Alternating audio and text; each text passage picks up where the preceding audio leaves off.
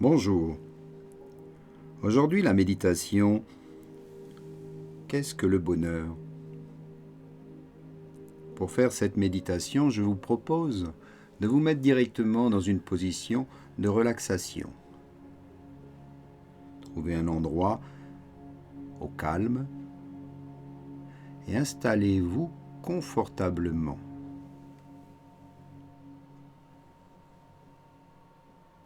Dans cette position, fermez les yeux.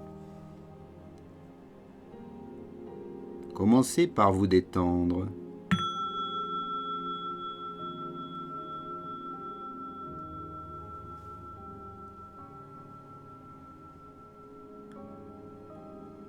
Puis écoutez votre respiration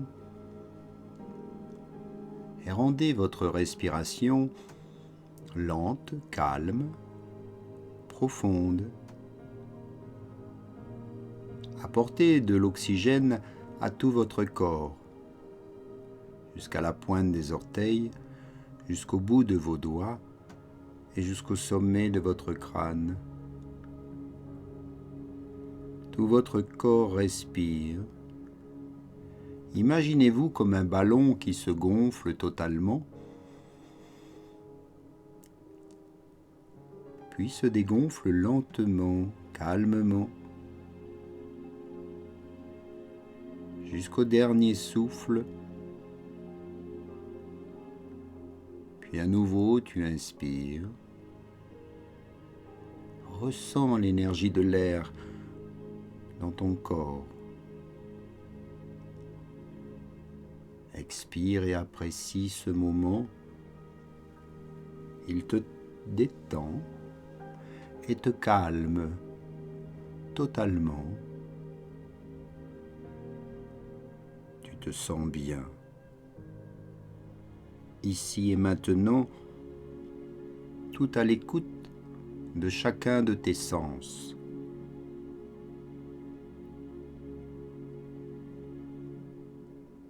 Faites la paix dans le cœur, dans l'esprit. Calmez le mental. Éloignez-vous de toute pensée qui pourrait troubler votre méditation.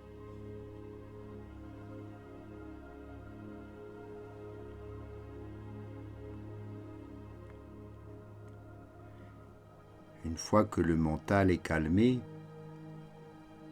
mettez-le au service de votre cœur. Soyez totalement à son écoute.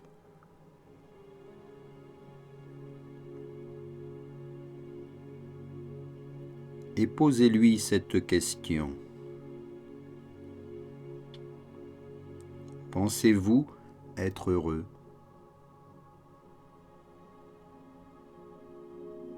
Si oui, qu'est-ce qui vous rend heureux? Est-ce votre famille, votre travail, la foi que vous avez en vous-même ou en quelque chose, une croyance?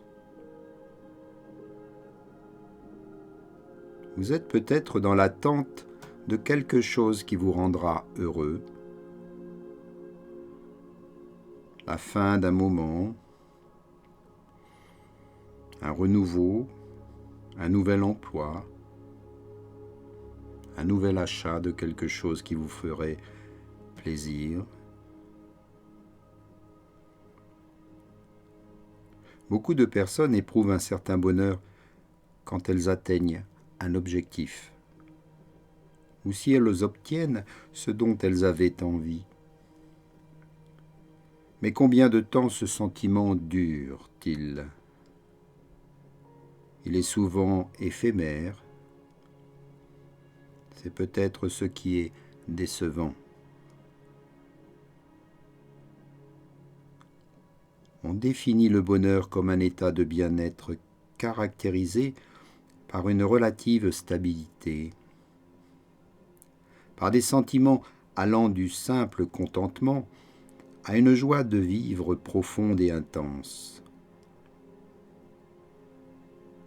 et par le désir naturel que cet état puisse se prolonger.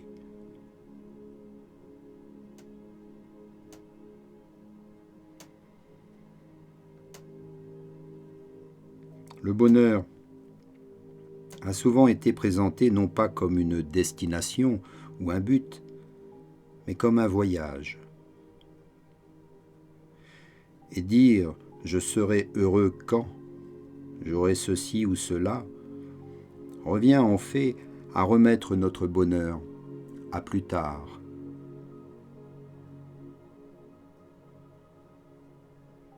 Comparons un moment bonheur et bonne santé. Comment jouir d'une bonne santé? Peut-être en ayant tout au long de sa vie une alimentation équilibrée, une activité physique régulière et de bonnes habitudes de vie. Pareillement, le bonheur découle de votre choix de vie. On est heureux quand on suit le chemin qui consiste à suivre des principes simples et sages pour la vie. Quels sont ces principes de vie? Qu'est-ce qui pourrait caractériser le chemin du bonheur?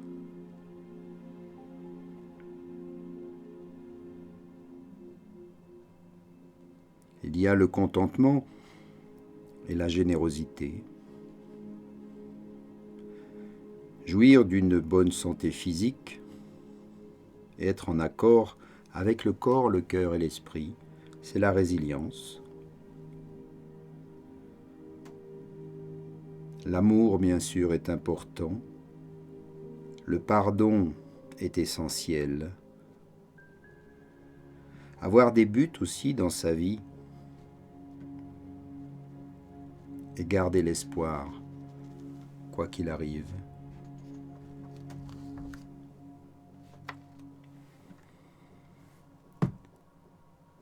Le bonheur et la réussite se mesurent au bien qu'on possède.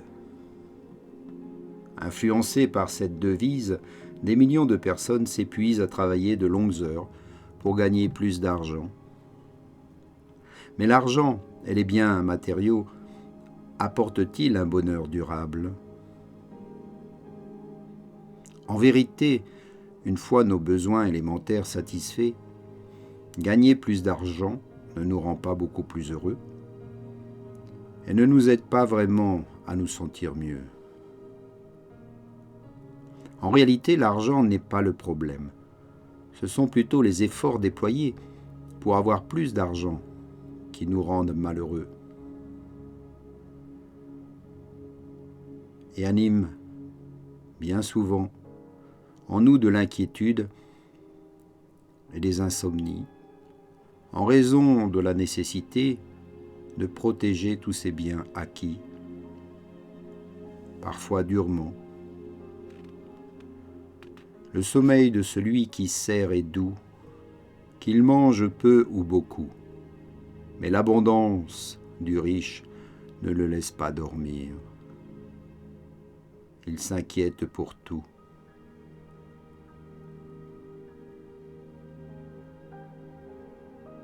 Il y a aussi parfois des déceptions quand le bonheur attendu n'arrive pas. Un désir insatiable d'argent peut causer de la déception. Celui qui aime l'argent ne sera jamais rassasié d'argent, ni celui qui aime la fortune du revenu. De plus, le désir d'être riche peut pousser une personne à sacrifier les choses importantes qui favorisent le bonheur, comme le temps est précieux, le temps que l'on passe avec sa famille, ses amis, pour faire des activités plus épanouissantes, plus spirituelles. Des peines et des frustrations peuvent venir quand l'argent ou des placements se dévalorisent ou disparaissent. Alors, ne t'épuise pas à acquérir des richesses. Arrête et fais preuve d'intelligence. Prends plus de temps pour aimer ce que tu as et de vivre pleinement. Trouve du contentement. Nous n'avons rien apporté dans le monde et nous ne pourrons rien emporter avec nous le jour dernier. Si donc nous avons nourriture et vêtements, nous nous contenterons de ces choses. Ceux qui connaissent le contentement n'ont pas tendance à se plaindre ou à grogner. De plus, cette qualité les empêche d'être envieux. Et comme leurs désirs ne sont pas au-dessus de leurs moyens, ils s'épargnent une inquiétude et un stress inutiles. Soyez plutôt généreux. Il y a plus de bonheur à donner qu'à recevoir. Les gens généreux sont heureux parce qu'ils aiment rendre les autres heureux, même s'ils ne peuvent donner qu'un peu de leur temps ou de leur énergie. Ils acquièrent souvent en abondance ce que l'argent ne peut pas acheter, tels que l'amour, le respect et de vrais amis, qui en retour font aussi preuve de générosité. Soyez modérés dans vos habitudes. Trop manger ou trop boire est mauvais pour la santé. Et considérez votre corps et votre vie comme des cadeaux précieux. Alors prenez soin de vous. Prenez du temps pour vous. Méditez, marchez, faire du sport, des activités qui vous plaisent, qui vous rendent heureux, heureuse. Et pendant vos méditations, dominez et gérez vos sentiments négatifs. L'esprit et le corps sont étroitement liés. Essayez donc de rejeter toute inquiétude excessive, toute colère incontrôlée, toute envie et autres sentiments néfastes. Lâche la colère et abandonne la fureur. Ne vous inquiétez jamais du lendemain, car le lendemain aura ses propres inquiétudes. Alors surtout, concentrez-vous sur des pensées positives. Un cœur calme donne de la vie au corps.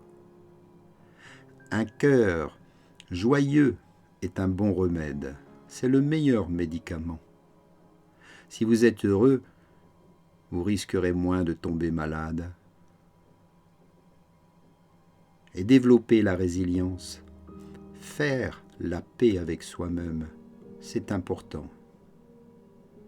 Nous n'aurons peut-être pas d'autre choix que de supporter une épreuve qui dure, mais nous pouvons choisir de quelle façon nous y ferons face. Certains sont submergés par le découragement, et ce qui ne fait qu'empirer les choses. Si tu te décourages le jour où tu es dans la détresse, tu n'auras plus assez de force pour te relever. Après avoir peut-être senti du désespoir, d'autres rebondissent, ils s'adaptent, cherchent des moyens de surmonter la situation. Bref, ils font preuve de résilience. Commencez à voir les possibilités plutôt que les obstacles. Prenez conscience de toutes vos ressources, de vos qualités, et sachez vous aimer pleinement, quels que soient les problèmes. Car les humains ont besoin d'amour. Aucun mariage, aucune famille, ni aucune amitié ne peuvent s'épanouir sans amour. Il est donc évident que l'amour est indispensable à l'équilibre et au bonheur d'un individu. Mais qu'entend-on par amour ?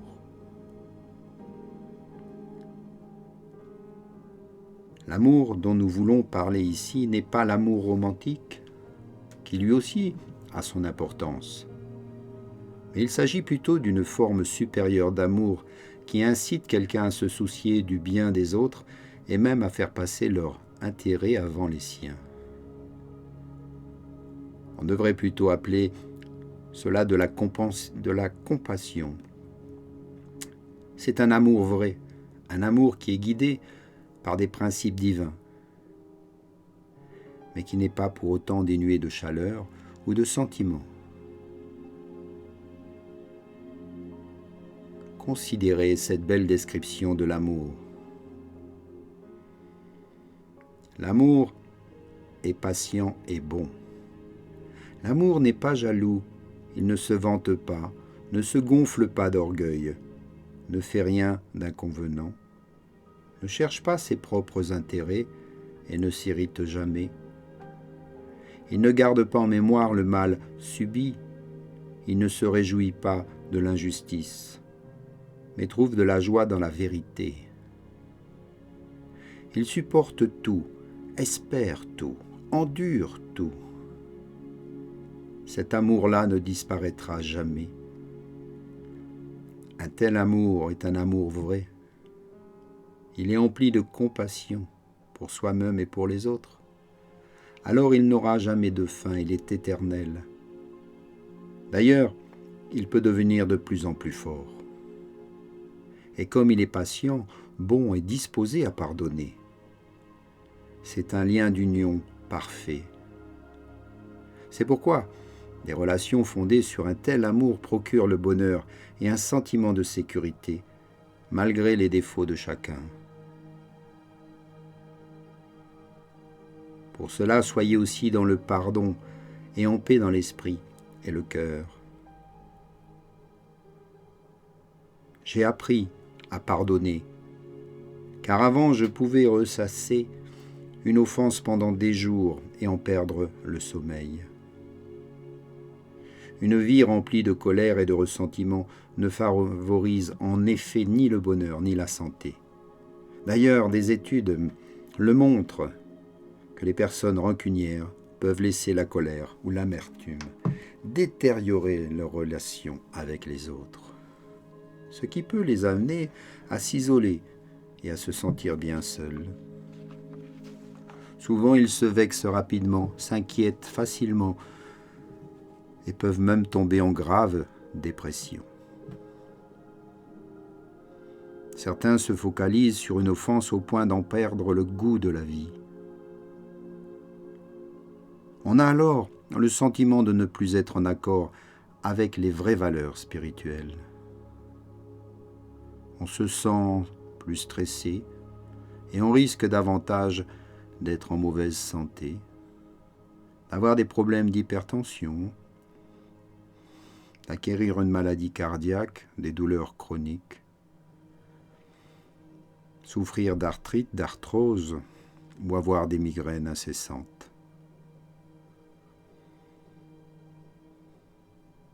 Sachez pardonner. Pardonner consiste à passer sur une offense, à se libérer de la colère, du ressentiment et de toute idée de vengeance. Ce n'est pas fermer les yeux sur une faute, la minimiser ou faire comme si elle n'était jamais arrivée. C'est faire un choix personnel bien réfléchi, qui dénote une volonté pleine d'amour de favoriser la paix et de nouer et d'entretenir de bonnes relations avec tout le monde. Pardonner, c'est aussi faire preuve de compréhension. Une personne qui pardonne comprend que tout le monde commet des fautes, que ce soit en parole ou en action. Il est donc clair que le pardon est une facette importante de l'amour. Lui aussi est un lien, un trait d'union parfait, car il permet d'obtenir la paix,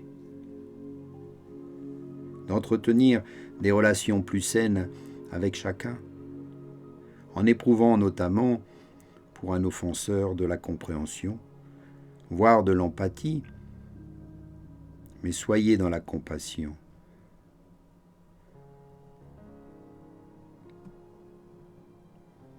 Se sentir mieux sur tous les plans, psychiques et spirituels. Pardonner permet aussi d'être moins inquiet, moins stressé et surtout moins agressif. Pardonner permet d'être en paix, d'éliminer les symptômes de la dépression, de l'inquiétude et du stress. Il vous faut aussi vous pardonner à vous-même. C'est peut-être la chose la plus difficile à faire, et pourtant, c'est la plus essentielle pour votre santé, morale et physique. Et pour se pardonner à soi-même, n'attendez pas de vous la perfection. Acceptez vos erreurs. Admettez de manière réaliste que, comme tout le monde, vous en faites des erreurs. Tirez les leçons de ces erreurs pour ne pas les reproduire. Soyez patient avec vous-même, car certains défauts et mauvaises habitudes ne vont pas disparaître du jour au lendemain. Choisissez des amis encourageants, positifs et gentils, attentionnés, bienveillants, et surtout, qui soient honnêtes avec vous. Si vous offensez quelqu'un, sachez le reconnaître et excusez-vous rapidement. Faites la paix vous procurera la paix intérieure. Soyez-en certains. Commencez dès maintenant à vous pardonner et à pardonner aux autres.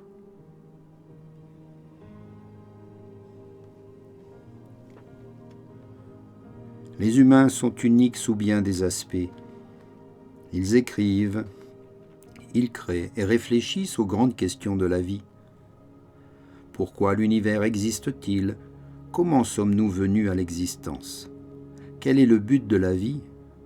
Et que nous réserve l'avenir? Beaucoup éludent ces questions, estimant que les réponses les dépassent.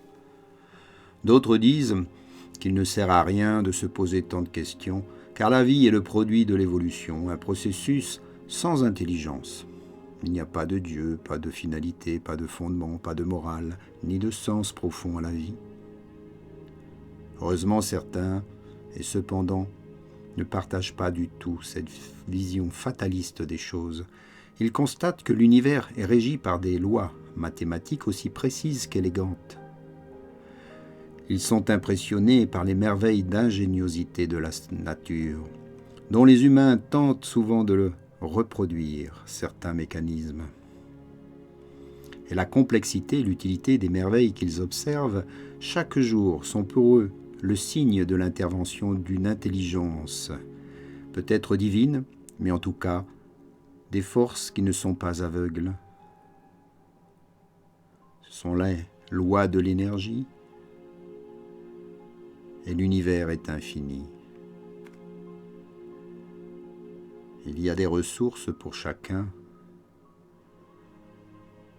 et notre monde peut être dans l'abondance de chaque chose.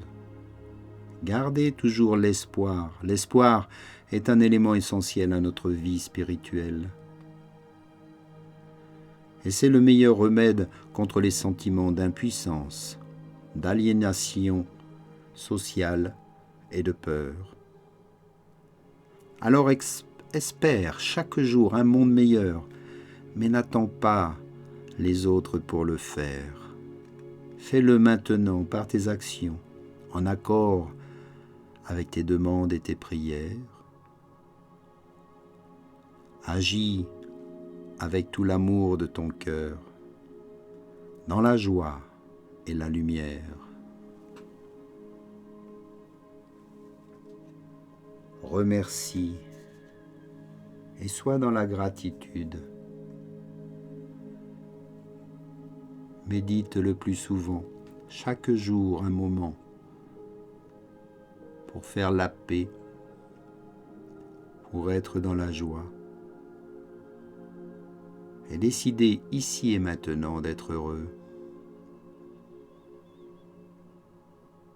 Le bonheur, c'est maintenant, chaque jour, un petit peu. Mais chaque jour il grandit car tu le décides. Inspire, expire.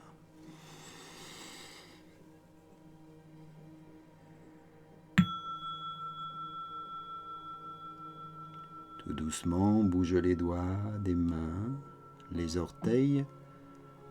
Réveille ton corps. Ouvre les yeux. Crée un petit bâillement, un étirement et retrouve l'endroit. Reprends conscience de cet endroit et remercie. Namasté.